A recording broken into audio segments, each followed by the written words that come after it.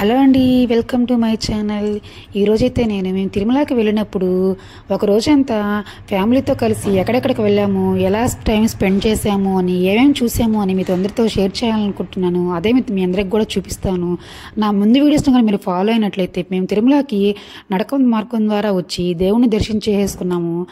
అలాగే దాంతోనే మాకు ఒక 1 డే అంతా అయిపోయిందండి.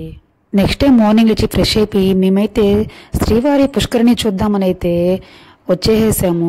చూడండి, మేము వెళ్తూ ఉంటే జనాలు ఎంతమంది ఉన్నారంటే, డిసెంబర్లో అది కూడా ఏకాదశి రోజు వెళ్ళామండి. అందువల్లే కన్నా చాలామంది జనాలు ఉన్నారు. చూస్తుంటేనే అసలు ఎంతమంది అంటే ఇది ఒక పెద్ద జాతరలాగే ఉంటుంది. తిరుమల అంటే మీకు తెలిసిందే కదా. ఈ ప్లేస్ చూడండి, ఇట్లా అంతా మనకి కట్టేస్తున్నారు కదా. ఇక్కడంటే మెయిన్గా అసలు ఈ ప్లేస్లో మనకైతే బ్రహ్మోత్సవాలు తెలుసు కదండి. మనకి దసరా టైంలో చేస్తారు కదా బ్రహ్మోత్సవాలు అని చెప్పని, చాలా బాగా చేస్తారు కదండి తిరుమలలో. అందుకోసమే కట్టించారంటే మెయిన్ జనాలకు అనేది వాళ్ళకి ఇబ్బంది లేకుండా ఉండడానికి. చూసారు కదండి. తర్వాత మేమైతే పుష్కరిణికి అయితే రీచ్ అయిపోయాము. చూడండి పుష్కరిణి మనకి ఎంత బాగుందో అసలు. మీ అందరూ వెళ్ళినప్పుడు ఖచ్చితంగా ఒకసారి అయితే ఇక్కడికి రండి, విజిట్ చేయండి. ఈ ప్లేస్ని స్నానం చేస్తారంట, నీళ్ళు చల్లుకుంటారు. మేమైతే ఫ్రెష్ అయిపోయి వచ్చేసాం కాబట్టి, అందులో పాప కూడా ఉంది కదా, ఇంకా స్నానం అదంతా మనకంట కుదరదు కాబట్టి దీనికైతే మేము వచ్చేసేసి ఇంకా నీళ్ళు చల్లేసుకున్నాము. నాకు ఇక్కడికి వస్తే మాత్రం చాలా ప్రశాంతంగా అనిపించింది. చాలా బాగుందండి ఈ ప్లేస్ మాత్రము. మా పాప అయితే నేను వెళ్ళేసి దిగేసి స్నానం చేయాలన్నట్టు ఫుల్ ఎంజాయ్ చేస్తుంది. కానీ అమ్మాయికి ఫుల్ జలుబు అలా ఉన్నాయని చెప్పని మేమైతే మాత్రం ఇంకా నీళ్ళు చల్లేసి వచ్చేసాము. అక్కడి నుంచి రావాలని మాత్రం అనిపించట్లేదు, కానీ వచ్చేయాలి కదండి, అందుకే వచ్చేసాము. చాలా బాగుంది. దీనికి మనకి ఉదయం 6 నుంచి సాయంత్రం 6 వరకు పర్మిషన్ ఉంటుందంట. తర్వాత మనకు పర్మిషన్ అనేది ఉండదంట. ఏం చూడాలనుకునే వాళ్ళు ముందుగానే వెళ్ళేసి చూడండి. తర్వాత అక్కడి నుంచి కొంచెం ముందుకు వస్తే మా బాబు మాత్రం అక్కడి నుంచి రాను, ఎక్కడే ఉంటాను అన్నట్టు మారం చేస్తూ ఉంది. ప్లేస్ మాత్రం చాలా బాగుందండి. అక్కడి నుంచి మనం తర్వాత మేము కొంచెం ముందుకు వస్తే మనకి ఇక్కడ వరాహస్వామి టెంపుల్ అయితే కనిపిస్తుంది కదండి. తిరుమలకి వచ్చిన వాళ్ళు ఎవరైనా సరే మొదటగా ముందు వరాహస్వామిని దర్శనం చేసుకుని తర్వాతే మనం వెంకటేశ్వర స్వామిని దర్శించుకోవాలి అని చెప్తారు. ఆ విషయం మాకు తెలియదు, ఇక్కడికి వచ్చిన తర్వాత తెలిసింది. ఇలాగే మనకి ఫోన్లో వీడియోస్ చెప్తూ ఉంటారు కదా, వాళ్ళ ద్వారా నేను కూడా తెలుసుకున్నాను. నెక్స్ట్ టైం వెళ్ళినప్పుడు ముందు మీరు వరాహస్వామి దర్శనం చేసుకుని తర్వాత మనం వెంకటేశ్వర స్వామిని దర్శించుకోవాలంట. తర్వాత అయితే కొంచెం ముందుకు వెళ్ళాము. ఇక్కడ చూడండి జనాలు ఎంతమంది ఉన్నారు కదా, ఎంతో ఆహ్లాదంగా చాలా బాగుందండి. ఇక్కడ మనకి LED టీవీస్ పెట్టేసి దేవునికి సేవ చేస్తూ మనకి అది చూపిస్తూ ఉంటారు. ఎంతో వేల మంది జనాలండి ఇక్కడికి వచ్చే వాళ్ళందరూ. తర్వాత మనకి దీని పక్కన అయితే అన్నప్రసాదం అయితే ఉంటుందండి. ఇంకా ఎలాగో లంచ్ టైం అని చెప్పని ఎవరైనా సరే తిరుమలకు వచ్చిన వాళ్ళు ఇక్కడ అన్నప్రసాదాన్ని వచ్చి అన్నం తినకుండా మాత్రం పోరు. మేము కూడా అలాగే వచ్చాము. మా పాప చూడండి ఎంత బాగా పరిగెత్తుకుంటూ వచ్చేస్తుంది, నేను కూడా వస్తాను అని చెప్పని. తర్వాత మేము లోపలికి వెళ్ళైతే అన్నం తినేసి వచ్చేద్దాం అనుకున్నాము. వచ్చేటప్పుడు ఇంకా రిటర్న్లో మనకి ఎవరైనా సరే లోపలికి వెళ్ళిన వాళ్ళు మనకి ఇక్కడ దిగి ఫోటో దిగకుండా వీడియోస్ తీసుకోకుండా ఎవరైతే బయటికి రారు కదండి, ఖచ్చితంగా తీసుకుంటాము. అంత బాగుంటుంది ఇక్కడ.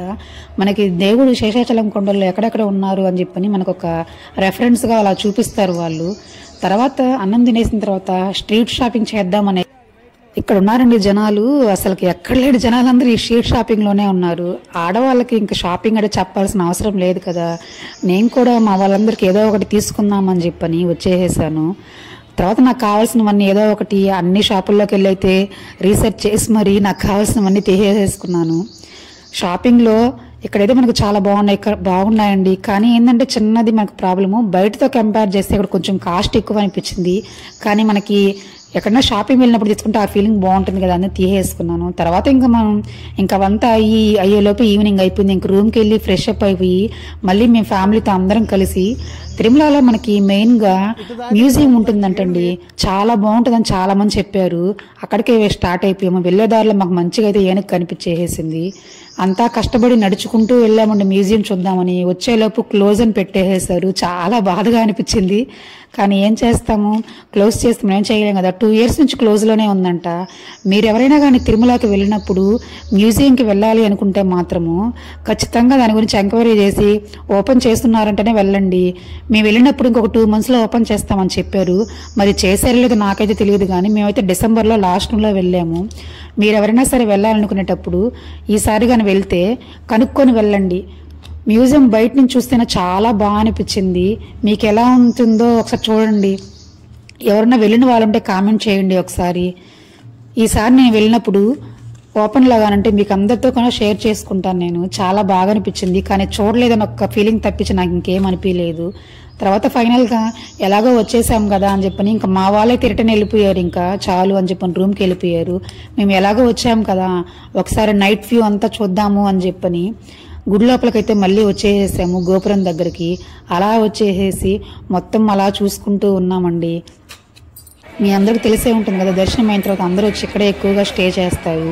తర్వాత మనకి మెయిన్ ఇక్కడ టెంకాయలు అవంతా ఇక్కడే ఇస్తారండి. ఇక్కడ నుంచి టెంకాయలు తీసుకొచ్చి మనకి మెయిన్ ఇక్కడ గోపురం దగ్గర వచ్చి అందరూ టెంకాయలు కొట్టి ఇక్కడ లైట్ వెలిగించకుండా ఎవరైతే పోరు తిరుమలకి వచ్చిన వాళ్ళు ఖచ్చితంగా ఇక్కడ వచ్చి టెంకాయ కొట్టి దీపాలు వెలిగించే ఖచ్చితంగా ఇంటికి వెళ్తారు.